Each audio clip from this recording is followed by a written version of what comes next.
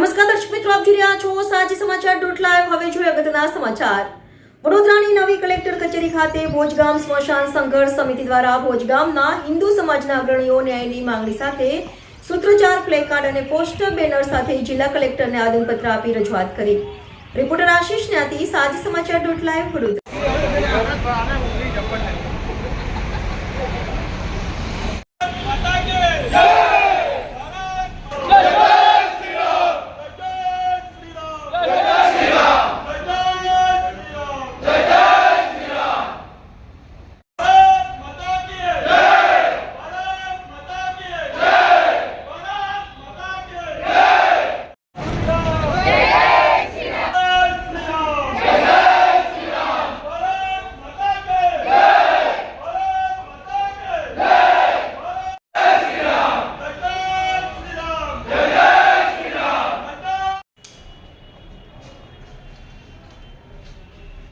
કઈ નથી યાર આમાં કરી પણ આમાં કન્ફ્યુઝન જોતો बहुत संघर्ष समिति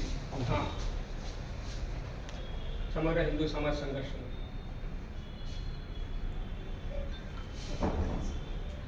થી આયા છે। સમગ્ર હિન્દુ સમાજના બધા વ્યક્તિઓ ભેગા થયા છે।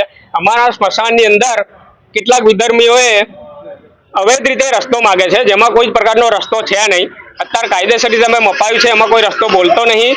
અમારું જ્યારે પણ આવું કંઈ કાર્ય હોય હિન્દુ સમાજનું, ત્યારે આ લોકો રસ્તો માંગે છે અંદર આવી રીતે, ને અમારે હિન્દુને ટાર્ગેટ કરવામાં આવે છે કે ભાઈ અહીંયા અમને રસ્તો આપો। રસ્તો બીજી બાજુ છે જ જવા એવો, પણ એમને ત્યાંથી જવું નહીં।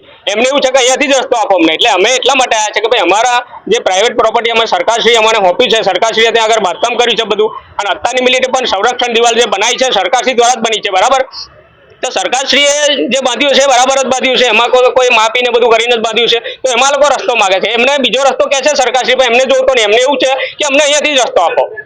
એટલે અમે એટલા માટે કે અમારા સ્મશાનની અંદર રસ્તો સરકારશ્રી આપે ને, અમને પૂરો વિશ્વાસ છે સત્તાની સરકારશ્રી પર અને સરકારના અધિકારીઓ પર અમને પૂરો વિશ્વાસ છે કે અમને ન્યાય આપશે। અમારા સ્મશાનની અંદર કોઈ જાતનો ગેરકાયદેસર રસ્તો આપે નહીં, એવી અપેક્ષા અમે અહીં લઈને આવ્યા છે એમની પાસે। કલેક્ટરશ્રીને અમે આવેદનપત્ર આપી છે કે અમારું ભાઈ જે છે એ જળવાઈ રહ્યું જોઈએ। હિન્દુના 16 સંસ્કારોમાંનો એક સંસ્કાર છે કે અગ્નિ સંસ્કાર છેલ્લામાં છેલ્લો આવે, એ જે જગ્યા છે એના માટે પણ આ લોકો આવી રીતે કરતા હોય, ત્યારે અમારે અહીંયા આગળ ના છૂટકે આવવું પડ્યું છે કે ભાઈ અમારી જે છે એ રક્ષા કરે, અમારા સ્મશાનની રક્ષા કરે, એમાં કોઈ ગેરકાયદેસર રસ્તો આપે નહીં, એ એટલા માટે આવ્યા છે બસ। મહેન્દ્ર પટેલ। જય શ્રી રામ। અમે ભોજગામમાંથી આવ્યા છે અને અમારા હિન્દુ સમાજના સ્મશાનના કામથી અમે કલેક્ટર સાહેબને આવેદનપત્ર આપવા આવ્યા છે। અને અમારા હિન્દુ સમાજના સ્મશાનને અંદર ગેરકાયદેસર રસ્તો માગે છે, અને જે સરકારની ગ્રાન્ટ પ્રમાણે જે કામ થયેલું છે એને બી અટકાવવામાં આવે છે, અને એને બી એવું કહે છે કે ત્યાં ગ્રાન્ટનું કામ ના કરી શકો અને ત્યાં અમને રસ્તો આપો। હવે ગેરકાયદેસર રસ્તો અમે કઈ રીતના આપીએ? એટલે અમારા હિન્દુ સમાજની ઉપર વારે ઘડીએ અમુક ઇસમોથી ટાર્ગેટ કરવામાં આવે છે, અને જ્યારે અમે કંઈક અમારું ધાર્મિક હિન્દુ સમાજનું કામ કરતા હોય તો એને અડચણરૂપ થવાનું, ગમે તે રીતના રોકાવાનું અને ગમે તે રીતના કામ કરવા નહીં દેવાનું, એ રીતના આ લોકોની એક જાતનું એક ન્યુસન્સ ઊભું થઈ ગયું છે। અને જ્યારે અમે કંઈક આવું કાર્ય કરતા હોય, ધાર્મિક કાર્ય કરતા હોય, તો બી આ લોકો કંઈક ને કંઈક અડચણરૂપ થાય છે।